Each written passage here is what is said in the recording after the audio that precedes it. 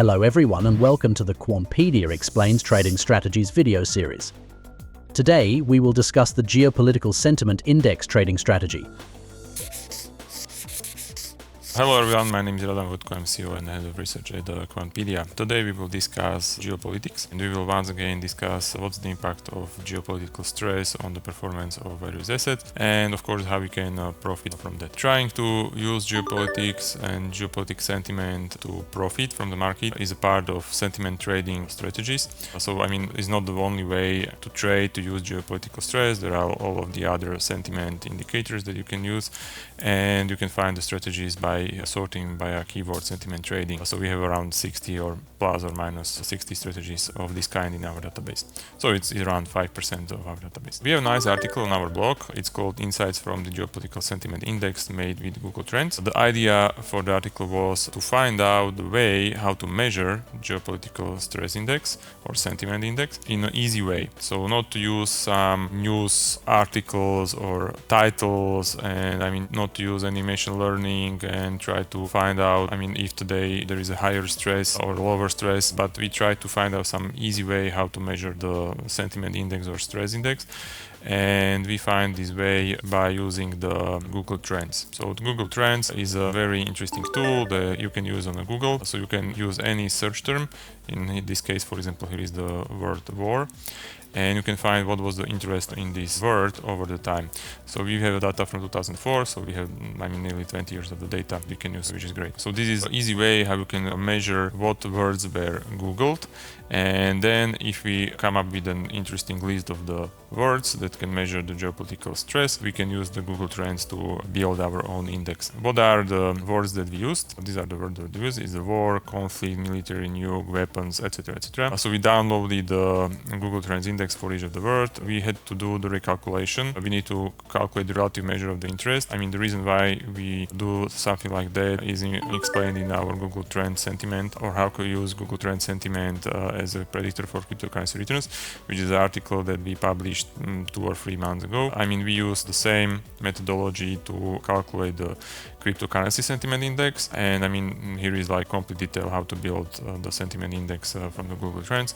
So we are just using the same methodology. So if you are interested, you can watch this video, you can read the article. It goes deeper down into the methodology. So we use the Google Trends, and here is the geopolitical sentiment index, average of all worlds. So as we can see, there are the peaks in 2022. Of course, that's the invasion of Russia into the Ukraine. Then there are the peaks in 2014, 2015. Problems in Iraq with ISIS or ISIS, etc., etc. So we can see that our sentiment index measures the stress correctly, and now the question is how we can use it. So our first idea was to use this index to trade defense-focused ETF. So we tried to buy the defense-focused ETF when the stress index or sentiment index was coming high or going up. The hypothesis was that, this is the case when the companies or governments invest more into the defense. So it means when there is high stress, the defense company should outperform the broad market. That was the idea, but we received inconclusive results from the defense ETF analysis. The main reason is probably that there is no pure defense ETF. Usually the defense ETFs that are in the market, like iShares US Aerospace and Defense, are not the pure play on defense. They are play on aerospace and defense, and the aerospace is the main part of the ETF. So there are less stocks with the defense and more stocks that are focused on aerospace industry. So what does it mean is that in this case the inclusion of the aerospace firms, which are less directly tied to the defense budgets and geopolitical stress, diluted the impact of geopolitical events. So it made those ETFs less sensitive to changes in our index. So this venue was not interesting, but we come up with the alternative hypothesis. The particularly promising idea was the relationship between geopolitical stress and the risk premium associated with the small cap stocks. There are a lot of the interesting papers which are here. that show that, of course, the large caps outperform during the stress periods because the small caps are more sensitive to the stress. We try to analyze what is the impact on the performance or the spread in the performance between the small caps and the large caps, and if you can use our geopolitical sentiment index to somehow predict which stocks to buy the large caps or the small caps. Our result was that the best idea is to implement the reversal trading strategy and focus on the two key ETFs, iShares Russell 2000 and S&P 500 ETF Trust, which are two biggest and most liquid ETFs for large cap and small caps. The best idea is to measure the percentage change in GSI on a monthly basis. And when the GSI, so when the stress index is rising, do not buy the large caps, but buy the small caps and short the large caps, so to hedge in the large caps. Why is it so? So once the stress index is rising or is up, the geopolitical situation is already priced in the stocks. It's not easy or it's impossible to predict the geopolitical stress. So you are not able to predict what some dictator will decide to do, which country he will like to invade or etc. etc. So there is no way how to predict geopolitical stress. The only way what you can do with the geopolitical stress is to react after the stress is there.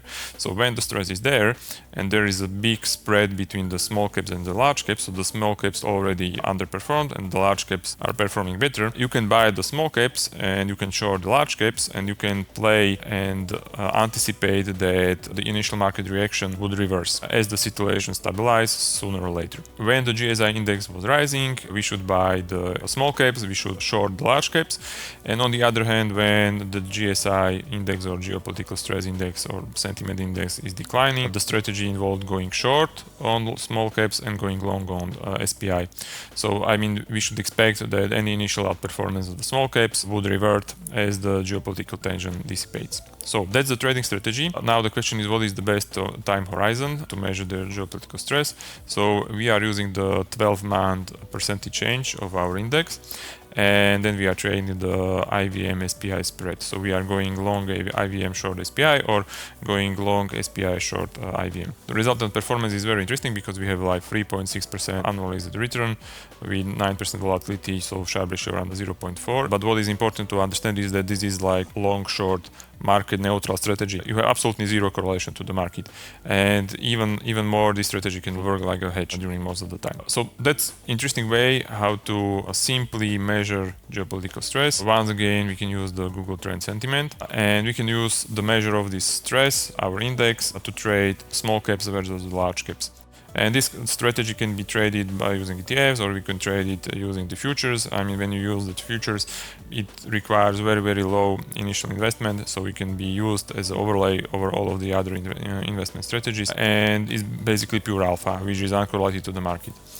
So I hope that you like this article. I hope that you like this short analysis. I hope that you see what is the added value of measuring the stress and how easy we can measure the stress by using the Google Trends. In case you like this video, feel free to watch other videos on our channel. Visit our webpage, visit our blog, visit our screener with a lot of the trading strategies, and give us the like or comment, and do not forget to subscribe to our channel. Thank you very much. Are you interested? Then pick another video to learn more, or subscribe to Quantpedia Pro and try how our analytics and reporting significantly save time spent on quantitative research.